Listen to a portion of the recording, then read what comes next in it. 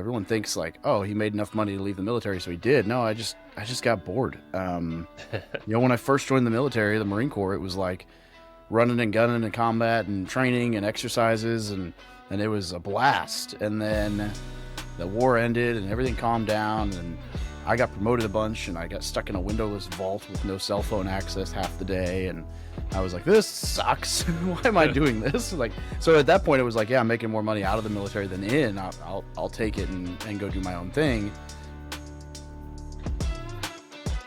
Your sales software shouldn't be a bummer, and when you step inside your CRM, you should actually feel equipped to do your best work. It's kind of like being in the pilot seat, but having all the easy-to-use controls.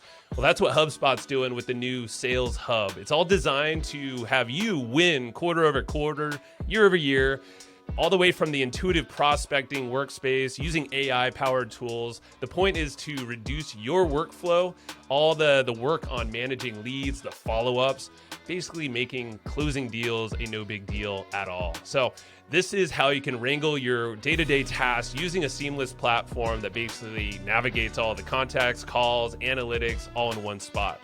ChatSpot is also the AI-powered tool that helps you personalize a lot of things in your CRM. It's basically like little assistants working for you. You just got to prompt it, and basically it pulls up a contact, sums up different sales, or researches your competitors.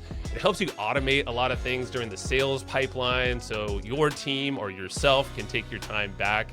And the whole point is to make this easier and more effective for you. So this is the time for you to close more deals and get you on track for your best Q1 yet.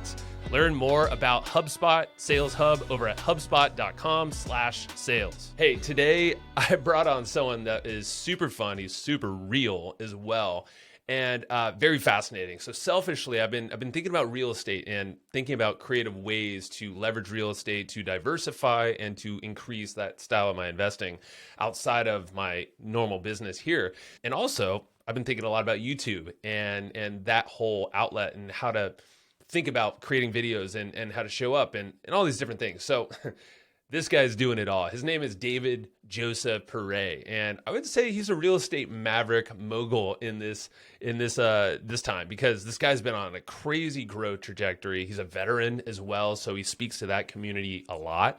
And on this episode, we really dove into how he negotiates his deals, how he does these crazy deal making.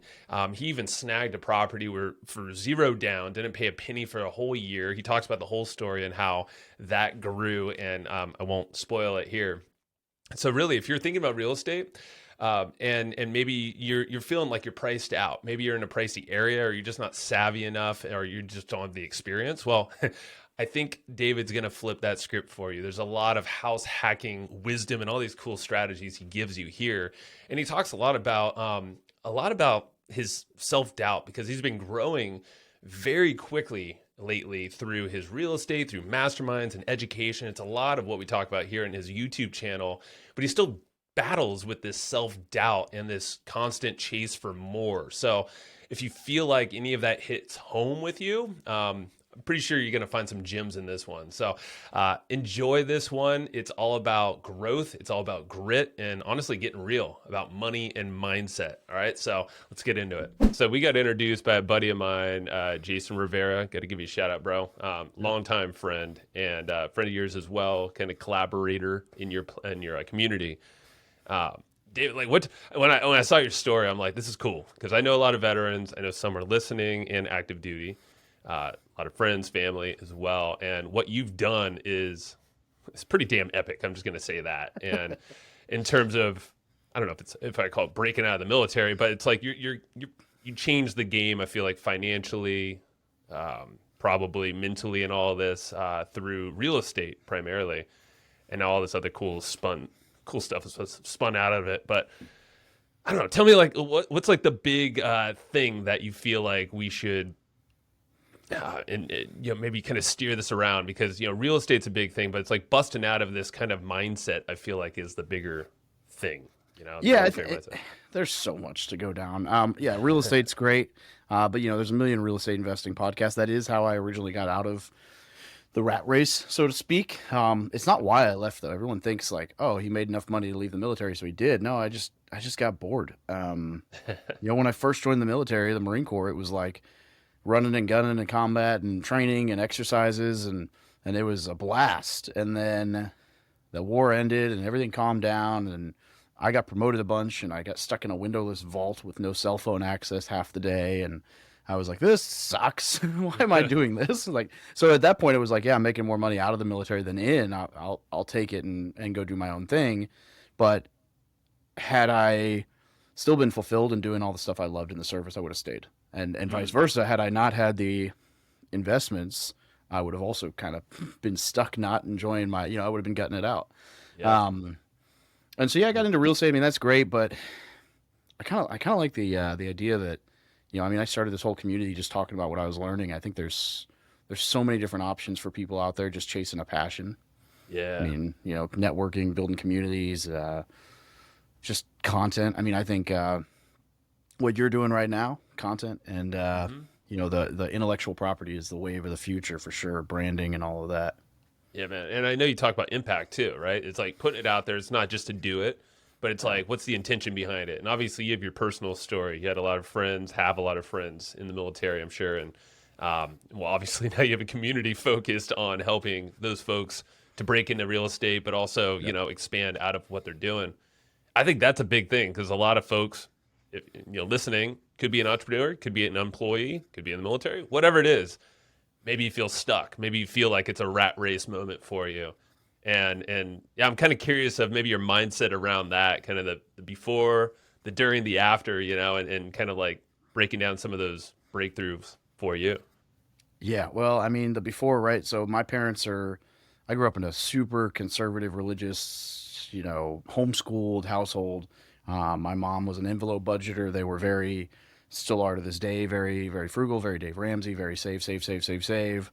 Um, I can remember. It's actually in my book that at one point, I remember I'd go steal $20 out of the gas envelope for snacks and then pretend I was going to put it back. And, I'm sure she noticed there was money missing, but she never called me out on it. So I guess. Guaranteed she noticed. Oh yeah. She's like, why am I always short? Why is David getting fat and I'm short $20? He seems too happy over there. Yeah. So, I mean, that was kind of and I still struggle in a lot of ways. Like, not that that's a terrible mindset. I think that's a great framework for getting out of debt and getting to zero and avoiding lifestyle creep. But I still struggle with like asking for big payouts or big percentages in deals or like my true value that I bring to the marketplace, because I'm very like, I don't want it to all be about money. I don't want to, I mean, just yesterday I was talking to a coach. I'm negotiating basically my ownership percentage in a deal. It's 14 single family houses. And essentially I'm going to get the financing under my name and sign for the debt. And I raised all the money for the down payment and the renovation. Nice. And, he's like, what equity do you want for this? And my coach was like, you're an idiot. Ask for more. I'm like, what? Yeah. I was like, why? Double He's it. like, I'm like, this guy's doing all the work. He's like, yeah, but you've got all the risk if it goes south. I was like, oh, that's a good point. That's a good mentor. Yeah. Yeah. So I still struggle with asking for, my fair shake or whatever. So that was the before, I guess. Found Rich Dad, Poor Dad.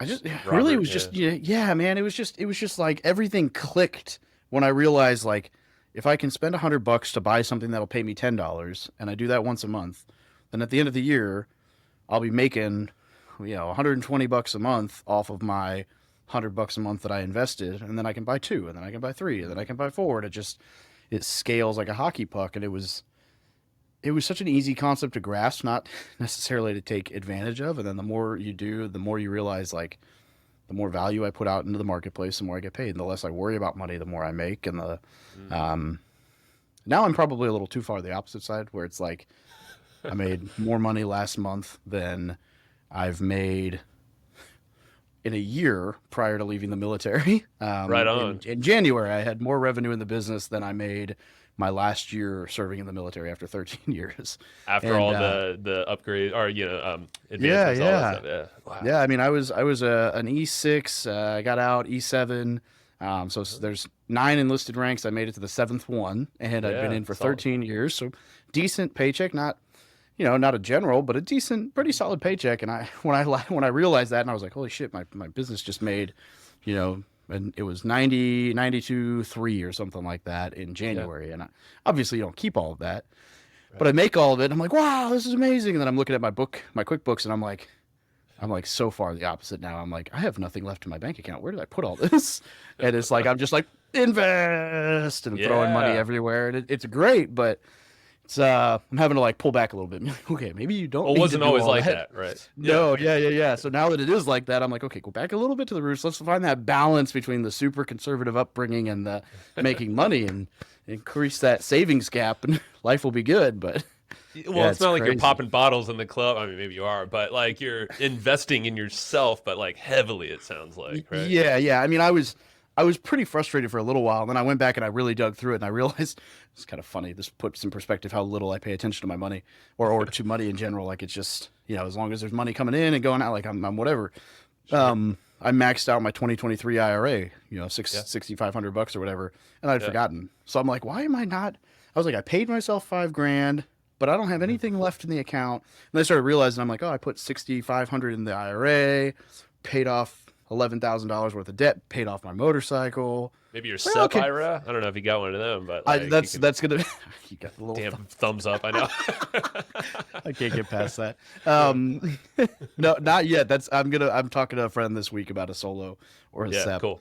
Yeah. Um, this was just, I told my friend, I was like, I'm gonna max out my 24 IRA just so I can talk about it, like good content. And then I Yeah. realized, oh, you can pay off your 23 until April Yeah. 15th. So I'll do that, and then I'll pay off 24s next month. Um, Right but yeah, on. I'm gonna have to look at like a solo or a SEP, because I'm like, I could put a lot more away here, and then I could invest it Yeah. as a private lender or whatever. No, I'm sure there's and my CPA's in my ear, about like, for years, I was like the value and this ain't a tax show. I'm not a tax expert, so you go do your own damn homework. Uh, but like, The- so you're talking about all this, David, and I'm like, all right, money's flowing, money's great, but obviously there was that mental shift. I think, like that's the yeah. big one, because people might be listening, like that's great. David's maxing out all these things that I don't even do or haven't thought of or whatever it is, but like. I don't know, like what was that shift moment, or like was there obviously the Rich Dad Poor Dad, the Purple Book, that was like Yeah. my first book into entrepreneurship too. That's a shift, but like maybe some after that really had you hitting the road running. Man, the most recent one would be the book 10x is easier than 2x. I don't know if you've read that yet. No, I'm looking it up. It's uh, Ben Hardy writing for Dan Sullivan. Okay, yeah. And it's phenomenal. Basically, I mean, it's a super same thing everybody hears all the time, right? It's a very simple way to break down outsourcing things that you shouldn't be doing or whatever. Um, Really simple concept, but something that like I've told myself a million times, and it wasn't until this year that I read that book that I really started to.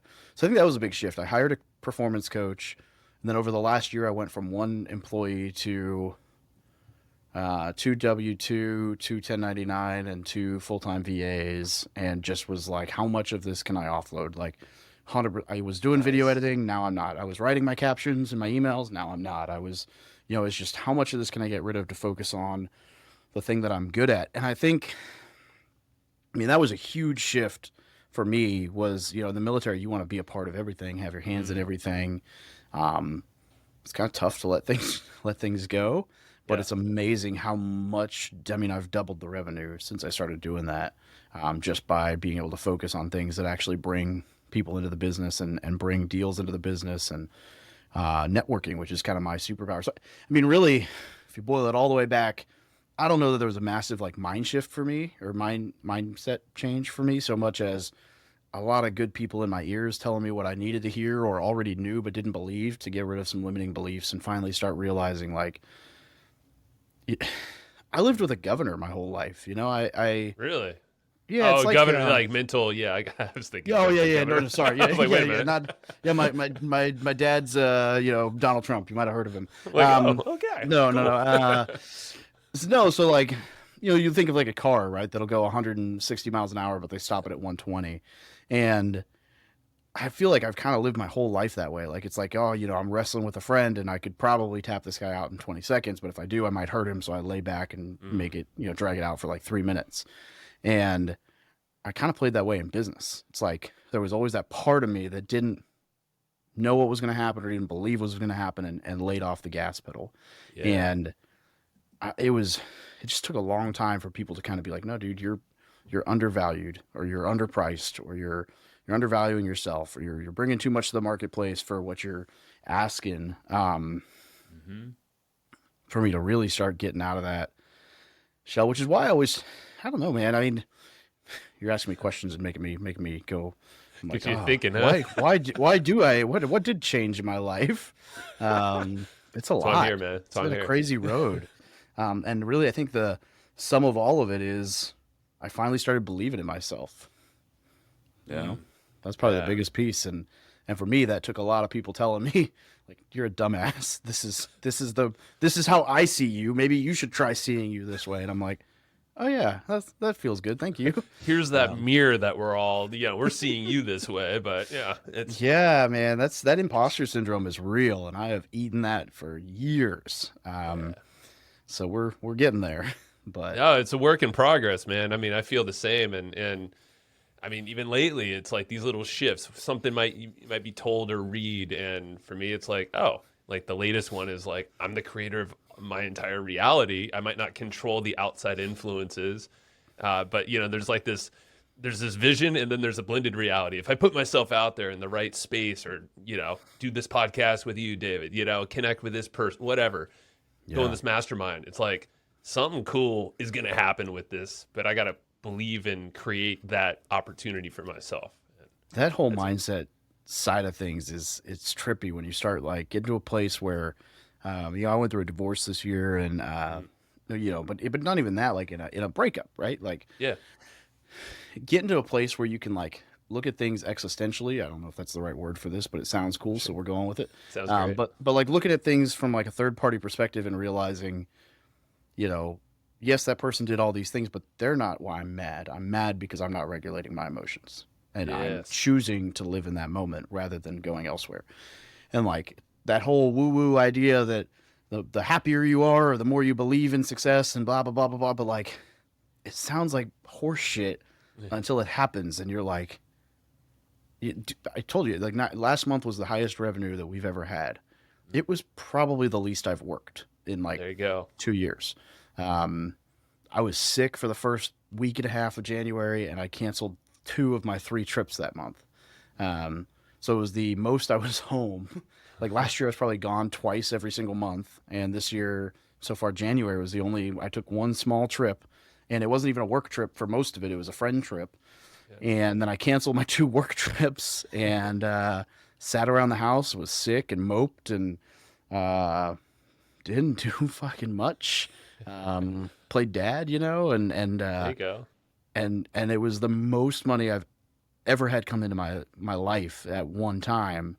And so it's just kind of it's just a whole weird thing. And one of my coaches is calling me out on it. He's like I feel the imposter syndrome creeping up. I can hear you internalizing the like, what did I do to deserve this? And you need to shut the hell up and believe that you deserve it. Hell yeah. Okay. Well, and it sounds like, I had this chat with someone I'm coaching right now, but he's also kind of coaching me at the same time. Like it's kind of a cool relationship there, but it's like it's the push and pull strategy. And what you're in there is it's pull, like it's all kind of flowing. Push is that resistance. It's friction. It's too much effort. It's fucking working your ass off. You're like, why am I tired all the time? It's like, no, just let it in, and yeah, I think that's a big shift in a lot of folks. Like we feel like the push is the only way, and it's part of it. You got to do it. Obviously, the hustle. Pretty much, yeah. It's like you want to be that guy. Yeah, Wes Watson screaming at you about being a little bitch or whatever, and I'm like, Wes is crazy. Yeah, I'm like, I've hung out with man, him. I thought I did good today. No, man. Yeah, you got Goggins or whoever. Well, I have such a love-hate with Goggins, and it's mostly a hate. I'm like, dude, I like the first like 10% of your message, and after that, I need you to shut up because I struggle to turn it off, and I want to turn it off. And I'm That's like, a good point. I'm like, I get that you want to be 120%. 24/7, but I would like to be able to, leave work and go on a date and not be thinking about why I'm not at work working. Like, for sure. I see him like on a date, like in the mirror, just like screaming at himself, like, you could be running right now. Like, what are you Why doing? are you sitting on your ass drinking wine or whatever? Like, no. Oh, it's such a great message, but I'm like, at some point, I'm like, I need to tune out, or I'm gonna break. Yeah, But and you know that guy doesn't turn it off either. never. No way I he don't know if does. I'm jealous or if I just hope you find happiness one day. But I don't know. Both. I'm like, is he still just like? There can't be anything left for him to prove. I don't get it, but he is such a freaking stud, though. So it's like, Yeah, no can't kidding. hate the guy. But yeah, Well, it's I'm great. You see what's possible for the human, you know? It's like, all right, I'm going to find a little in-betweener space there. yeah.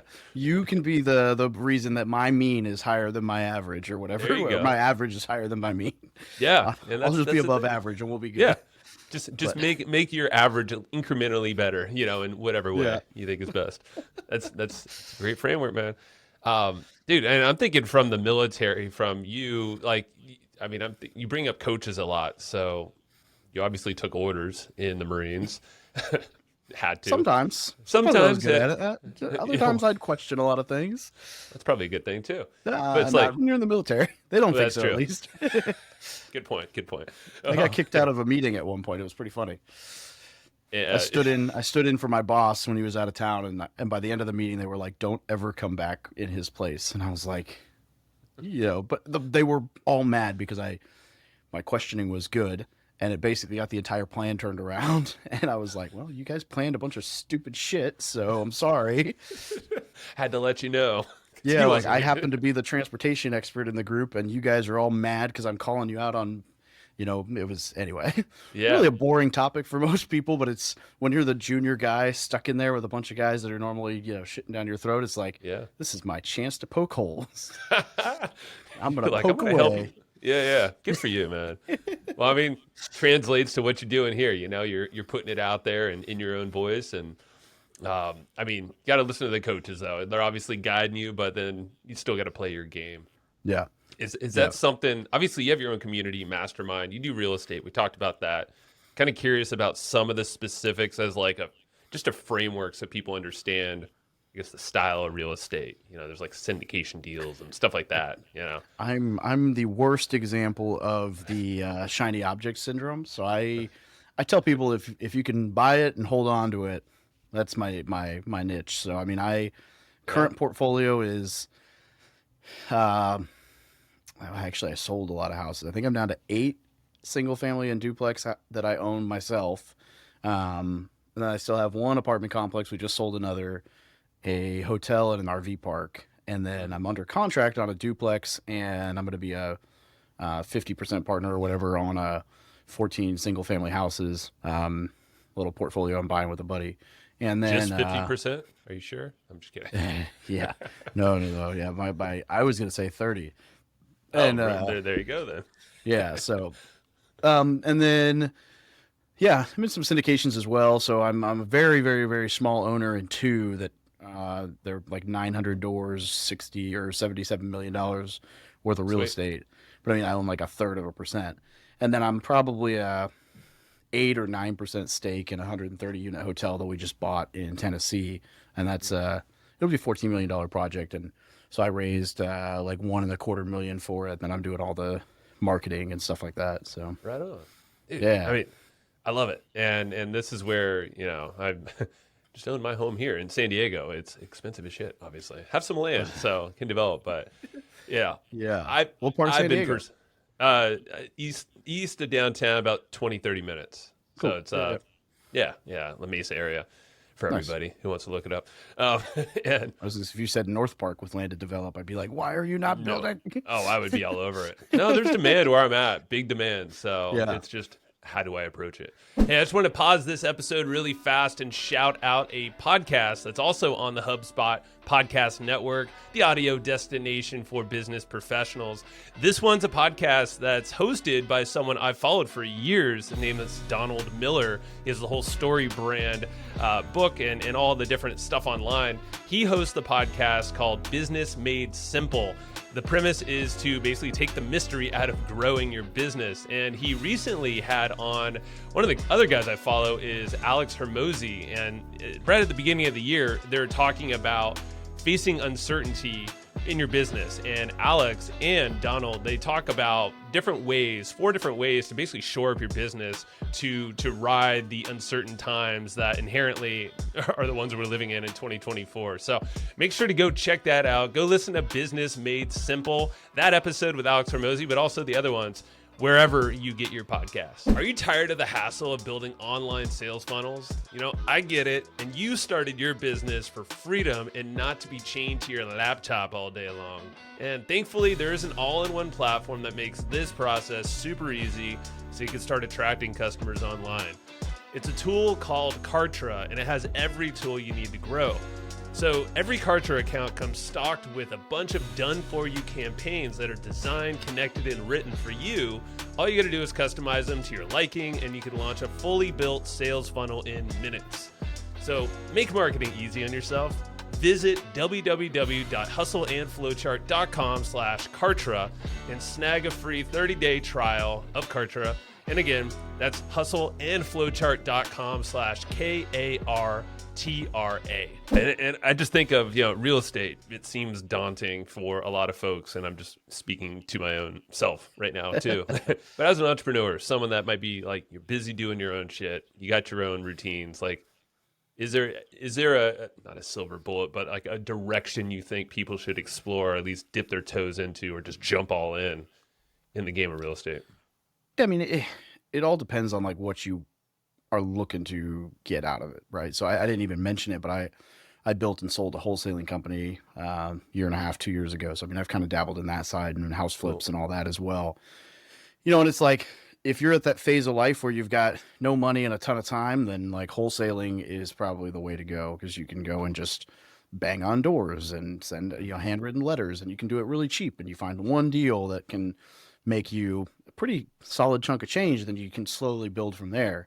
But if you're in, already an entrepreneur and you've got money and no time, then obviously you're not going to go build a real estate business. So maybe passively investing in syndications. I mean, most of my accredited investors in my bigger deals are guys who are like, Amazon employees, make 300-400K a year, or, big time, high salary earners, or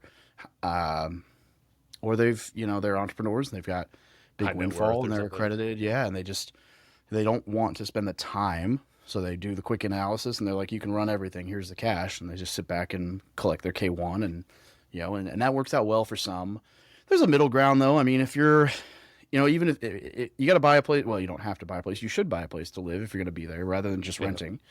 And like, my favorite strategy for people getting started is house hacking. You buy a fourplex, you live in one unit, rent the other 3, and you can live for virtually free in pretty much any market. I even have a buddy who bought a house, a fourplex in downtown San Diego, and he pays like $400 a month to live in it. Wow. And it's like, you can do it there. Yeah. It's like, he's not technically living for free, but he's paying $400 and his tenants are paying down $3,000 a month on his principal. So he's doing all right. And the fact that I think what was just recently, San Diego has been said to be the most expensive place in the world or something. It's up there for sure. Yeah. I'm like, oh yeah, makes sense. Whenever I grew hear up that here, stuff, that's all I know. Whenever I hear that stuff, I'm always like, it's so skewed. Because if you've ever looked at, and I only know this because I was on a podcast, we did a conversion on currencies, and we were talking real estate prices with this guy that I recorded with in Qatar. And dude, some of the real estate in like the Qatar, Saudi, Dubai area, insane. Like, yeah, it's like you could buy, 10 of your houses in San Diego for the cost of your current house. That's what I was going to call BS when I read that. And I was like, yeah, right. I mean, yeah, it's definitely, maybe they mean like in the Western hemisphere. I don't know. There's always a criteria in there, but it's definitely, San Diego is definitely not a cheap place to live. San Diego, San Francisco, DC, New York City, Miami, Hawaii, they're all pricey. And that's my biggest, whenever I talk about house hacking, people are like, oh, it doesn't work in expensive markets. I'm like, bullshit. There's always a reason not to invest in real estate, but like, they're like, well, I won't live for free. I'm like, well, you'd pay $2,000, $3,000 a month in rent. So I'd say if you're living for even half of that, it's a win, because you're building equity and cashing appreciation and learning how to be a landlord. True. And honestly, I don't know about you, I'd rather pay 1,500 a month than 3,000 a month to live in the 2-1. So Be nice. Yeah. Yeah. You can start stacking. Yeah. yeah, it's a great strategy. So it really just depends on where you're at in your journey. Like obviously that's not going to work for a family of 5, True. but there's always a way. Yeah. There's always a way, man. And yeah, I mean, I think of, yeah, here in San Diego, it's like my mother-in-law, like perfect opportunity right now to do the house hacking thing. I'm like, well, I'm Yeah. going to send her this little clip here just so it's not coming from me. Penny, if You you're just listening. cut yourself off and be like, yo, look at this podcast I heard the other day. David's brilliant, right? Yeah. No, I love it. And that's where it's approachable for all levels. Cause I hear, you know, I've learned the whole syndication deal. You know, Marky and Sitch, you know, he's a Yeah. buddy of mine as well. He's been on the show a long time ago now. But yeah, used I to know be in Mark San Young. Diego. Yeah, He yeah. sat me down at a coffee shop, and yeah, Markin's rad. And he totally laid out what you do to get in the syndication deal. I'm like, that's actually not that complicated once you understand it. And Yeah. accredited investors, sure, you have all these criteria or whatever, but don't need to go down that now, really. But it's And a there's hell of ways a. around that too. So yeah. There you go. See, and it's who you know. It's getting out there, start talking to people, right? Community wise. And that's what I wanted to transition to a little bit, like, because you have your mastermind, your community. You were telling me that that's crushing as well. Like you have real estate popping off, but then you have this, obviously, content. Your YouTube channel, podcast is kind of like the glue, I would imagine. Yeah. How's that look? What are some thoughts there? I mean, shit, like just call out some of this stuff so people can explore it for first step here. Yeah, so I mean, I'd say the biggest part of the community is we have a Facebook group with 65,000 people in it, and then I've got YouTube, podcast, Instagram, TikTok. It's all under either Military Millionaire or From Military to Millionaire. You can find it on your favorite platform, and it's just it's slowly built out a community. It all started as it's funny because I didn't have any intention I didn't know what I was building. I wanted to learn how to write. And a buddy of mine said, you should start a blog. And I was like, great, what should I write about? He's like, just document what you're doing in real estate. You're a military dude buying houses. Other people do that, just, whatever. And then a friend of mine actually came up with the domain name because all my domain ideas were terrible. And he was like digging around. He's like, how about this? From military to millionaire.com. I was like, oh, that's catchy. I want to be a millionaire one day. And so I was just documenting the journey. And then, other people started to follow along, and then other people would ask questions. So I'd write articles based on their questions or research things to write articles about their questions. And then, people would recommend guests. And it just, over time, one day I woke up and was like, holy shit, I have a business. Like, what do I do with all this? I was like, I've been paying to build this thing because I didn't monetize anything. And at the time I probably had 50 to 100,000, followers across all platforms. And I was like, I should probably do something with this. And so, I'd been in a couple mastermind groups. They were super helpful to me, so I decided to start one. And I had no idea how cool that community was going to be. The people in there are far and away crushing it more than most people I know. They're doing deals together. They hold each other accountable because it's all service members and vets, so they're a little rough around the edges sometimes, calling people out. Hey, it's what's needed. Well, they're used to it, though. Yeah, and it's great. And it's not the style for everyone, and that's fine. That's why we don't allow everyone in. So it's just service members and vets that are all serious about, it's not even all real estate. It's financial freedom, right? So you got guys acquiring businesses. We've got business owners. We've got, a bunch of real estate for sure. But that community, in a lot of ways, it saved me when I got out of the military because it was like I had this place to go and interact with other service members and vets, and I felt fulfilled helping, and gave me a sense of purpose and identity, and all those things people struggle with when they leave the military. Really helped with that. And then over just this past year, I kind of realized like this should be my one thing. I should probably focus on this thing because it's more fulfilling, it's more enjoyable, and it does happen to make a decent amount of money just by sheer volume. I mean, it's underpriced, but it's we've got 323 members now. And Solid. it's awesome. Dang. I mean, that's the thing is documenting the journey, man. It's like such a great way to start for anybody. And we all got something to express or put out there. So you might as well package it up, do it in a way that's less friction, but eventually, maybe get a camera, a microphone. You can even start guesting if you don't want to start your own thing, but get in front of people and start just talking about it. And Absolutely. something develops, as long as you're leading them down the journey to the next step. That's kind of how I think of it, at least. Man, I mean, so yeah, definitely, check out the YouTube video, even if you're not a vet or in the service right now. Go check that out. And from military to millionaire. Well, I guess I don't know if you look up that or your name, either way. But I'll link it all up. But what yeah, man. Like, I'm just thinking of like what keeps you, like, now this is more like the flowchart side of like my brain. We talked a little bit about this already, like living life with a governor. There was that whole kind of like get past that point. What are some things now as you're feeling like you're kind of humming with the real estate stuff, the mastermind community, all that? Like, what keeps you in the game and feeling grounded? Obviously, you went through a divorce, so it's like you got some shakeups happening in your life. It's getting real. What keeps you kind of level-headed, content? Yeah. I just love helping people. Sweet. And it's funny because I would never I don't like one-on-one coaching. And I don't like the pressure of like the whatever. I like, to put it in the most selfish of terms, I like the feeling when somebody comes back to me and tells me they succeeded because of something that I told them. And that's, the selfish angle on it, but it's less that I enjoy just putting out free stuff and hoping somebody gets something out of it, and more that I absolutely love the moments. Well, just yesterday, here you go. Here's an example. Yesterday, my buddy, I won't name him, buddy calls me. He's like, yo, I got this killer deal, beachfront, East Coast. I need like 151,000 to take this down and do everything. The numbers pencil amazing. It's $100,000 undervalued, blah, blah, blah, blah, blah. And I was like, I'm flattered that you hit me up, but I did just buy a hotel. I'm a little cash poor at the moment because I just invested, a chunk in this $7 million purchase and we've got $3 million renovation budget and all this other crazy stuff. And I was like, but we started talking and I was like, dude, why don't you just ask the seller if they'll carry back the down payment? So you get your normal loan and then 25% of it you just pay back to the seller. You'd be in for zero. You'd have a little bit higher payment because you're paying them.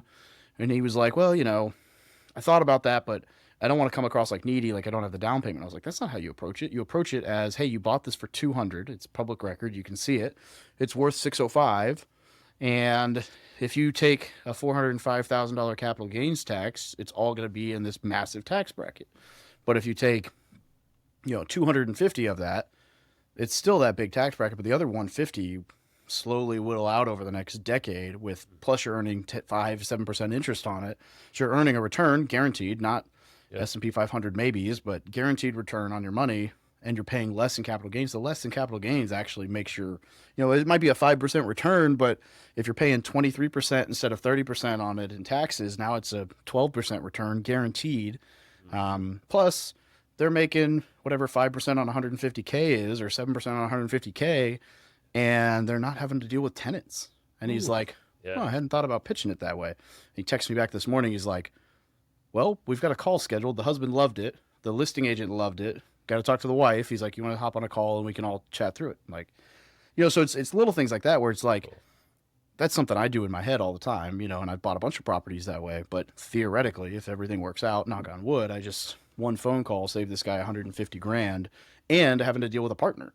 Yeah. And, partnerships can be great, but they can also be terrible. So he doesn't have to roll the dice on that. He's going to own 100% of a house for, nothing down. He'll furnish it all himself. He'll do all the closing costs himself and all that.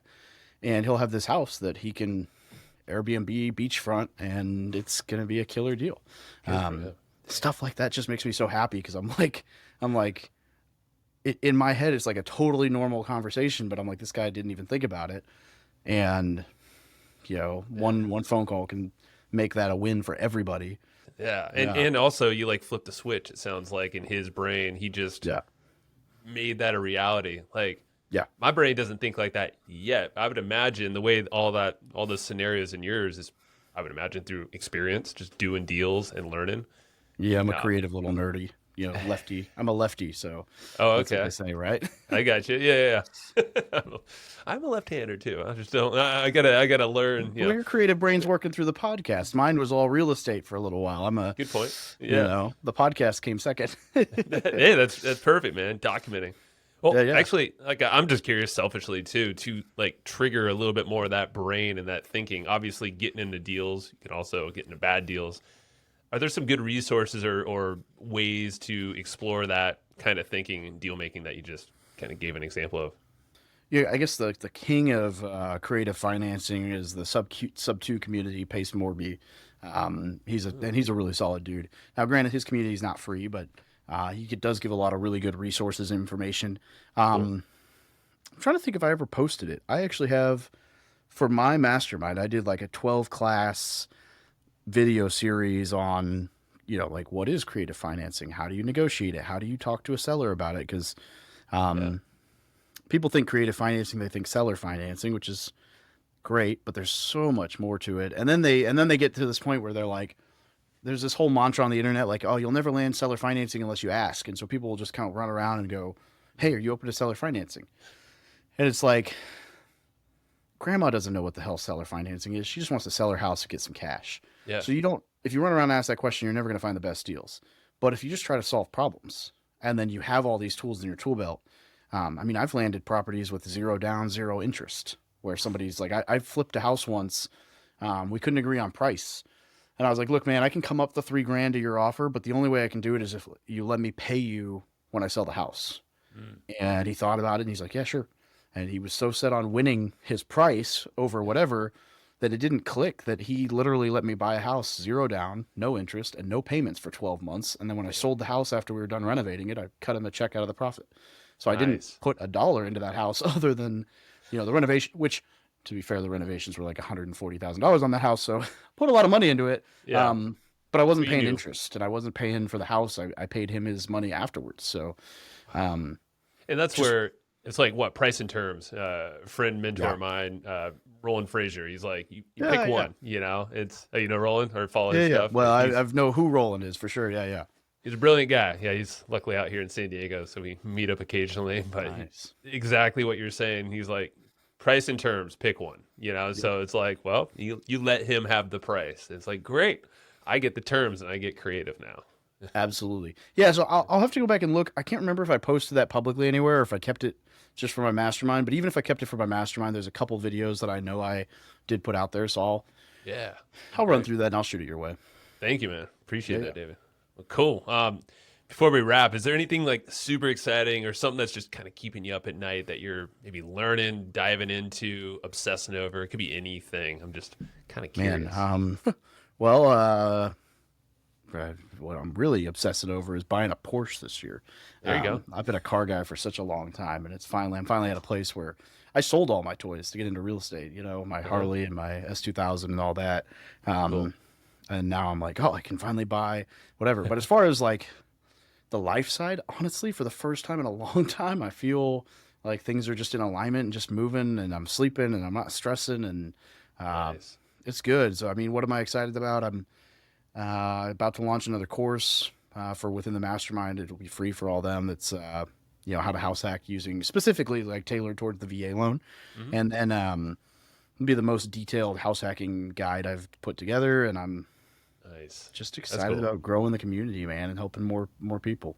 Right on. Well, hey, for the vets out there, people that can exercise the VA loans, how can they find that community Yeah, specifically? yeah. Hey, you're gonna love this. This is a Brandon Turner idea. I always have to shout him out, but I bought this domain and I'm so happy about it. So if you go to thebestpodcastguest.com, Wow. you can get my free download of my book and find all my social media there. So Dope, man. That is a I know great name. we were like looking for URLs. He's like, we got to come up with something creative that people will remember. And then I just goofingly I typed that in and it was available, and I was like, well, there we go. Mine. I was like, that's hilarious. Dude, it's So. great. It's memorable too. The bestpodcastguest.com. And it's especially fun when I get to say that to somebody who's like a way better podcast guest or podcaster than I am. And I'm like, yeah, I Yeah. own this domain. I'm the bestpodcastguest.com. And I can just see the look on their face. And I want to just be like, I mean, I know you're a better guest, but you don't have the domain. So, You like, mother. I'll sell it to you. just wait until I get on like Rogan one day and I'm going to be like, oh yeah, I'm the best podcast guest. He's gonna be .com. like, you asshole. Yeah. Take that, But, bro. Yeah. Dude, anyway, yeah, David, this is Incredible. And it's got me reinvigorated. My wife and I have been talking a lot about real estate a lot lately. So I'll be passing this her way as well and get that noodle going more. So Yeah. appreciate you, man. And when you're in San Diego, hit me up. I'll be out there end of March. So yeah, let's hang out.